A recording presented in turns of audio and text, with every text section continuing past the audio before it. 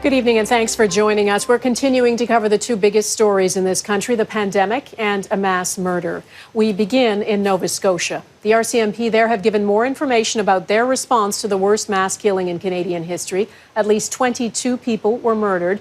We know that for almost 14 hours, starting late Saturday night, a gunman disguised as an RCMP officer was roaming a remote part of rural Nova Scotia, killing people he knew and shooting others apparently at random. The RCMP now say when they arrived on the scene, they found victims, but the gunman was on the loose. They began to search. Yet the only alert to the public that night was a tweet about a firearms complaint. No emergency alert was ever issued, something many say could have saved lives. By morning, the RCMP began tweeting again. At 8:02 a.m. on Sunday, the RCMP began providing real-time information on its Nova Scotia RCMP Twitter account. Twitter allowed our information to be shared, followed, and broadcast by local, provincial, and national news outlets. At 10:15 a.m., Nova Scotia provincial emergency management officials contacted the RCMP to offer the use of the public emergency alerting system. We were in the process of preparing an alert when the gunman was shot and killed by the RCMP. The RCMP described the situation that night and into the morning as fluid and dynamic. They say they know the public and the loved ones of victims have plenty of questions. Ross Lord has our top story tonight. RCMP investigators are still combing through scattered devastation at 16 crime scenes, with the military providing tents and other support. Little has been said officially about the victims at this burnt-out home, but the location on a remote road in Wentworth, Nova Scotia, suggests it was a targeted attack. The Mounties are short on answers to this and other questions about the rampage. We have those same questions, and we'll be seeking answers. There are new clues about the chaotic effort to stop him. Investigators said today they spent the overnight hours between Saturday and Sunday focused on a specific area. This fire hall has bullet holes from gunfire Sunday morning. The hall was being prepared as a shelter for residents moved to safety from Portapic. Witnesses say RCMP officers were there, but the Serious Incident Response Team, which is investigating, says the gunman was not, raising questions about who officers were firing at. Investigators say the suspect did not have a firearms license, and they have not yet said what type of guns or other weapons were used. Some victims' families and friends say if the Mounties had initiated an emergency alert instead of using Twitter messages, fewer lives would be lost. Not everyone has Twitter or even Facebook or even internet, but we all have a television or a telephone. Some people did receive an alert. The U.S. consulate says it used the RCMP's Twitter information to send email alerts to American citizens in Nova Scotia. Premier Stephen McNeil says his emergency officials reached out to the Mounties. We would not go from what's happening by Twitter. We would need the lead agency to actually craft the message so that we could put that out, and no message was received, even though EMO had reached out a number of times throughout the morning to the RCMP. Troubling new questions. Were there mistakes made by incident commander or someone else, or was it a matter of we need to change procedure on how we respond to these types of calls when we have a gun call, maybe in rural areas? RCMP management says they were in the process of preparing an alert when the gunman was killed. That was 13 hours after the Mounties discovered the first victims and identified their suspect.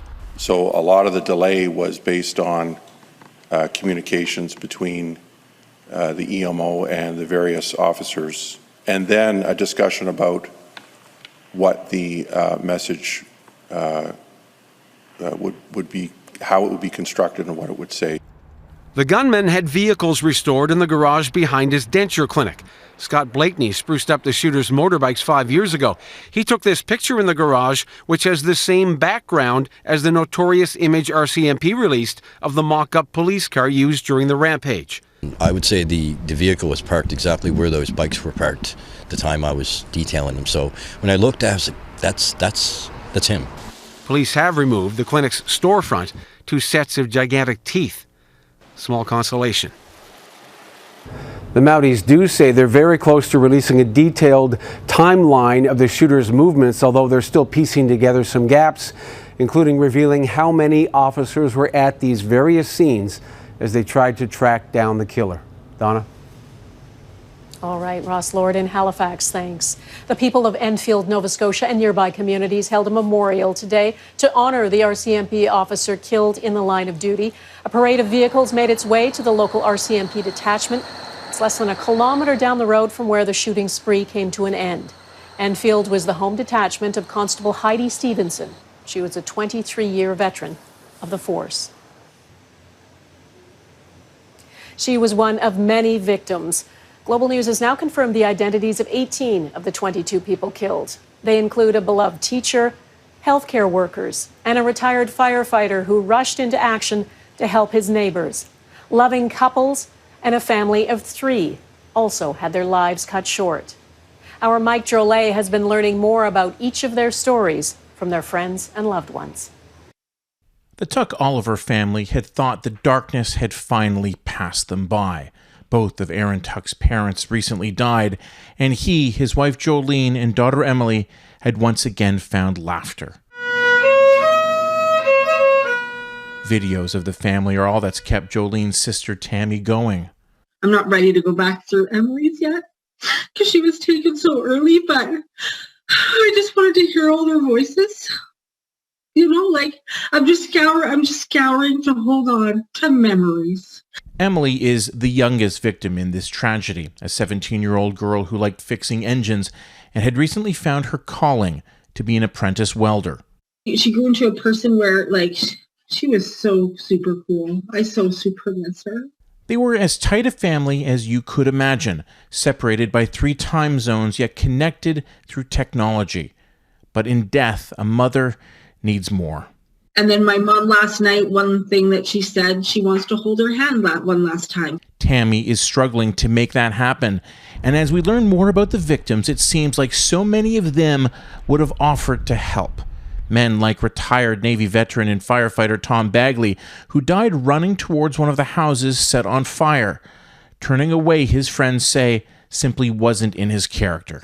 He's one of those guys that they broke the mold when he was born, and he'll always be in my heart, in the heart of a lot of people. We've heard that a lot. These Nova Scotians who died so tragically were good. The Blairs, Greg and Jamie, were known for their laughter and warmth. If you were at their home, you stayed for dinner. And you can believe Greg's 46th birthday this week would have been a blast, even during times of physical distancing. Partied, drank. It would have been a good day. It would have been. We're going to celebrate still, which that's what he'd want. So many sad stories about happy people. The least we can do is celebrate them for who they were. Mike Drolet, Global News.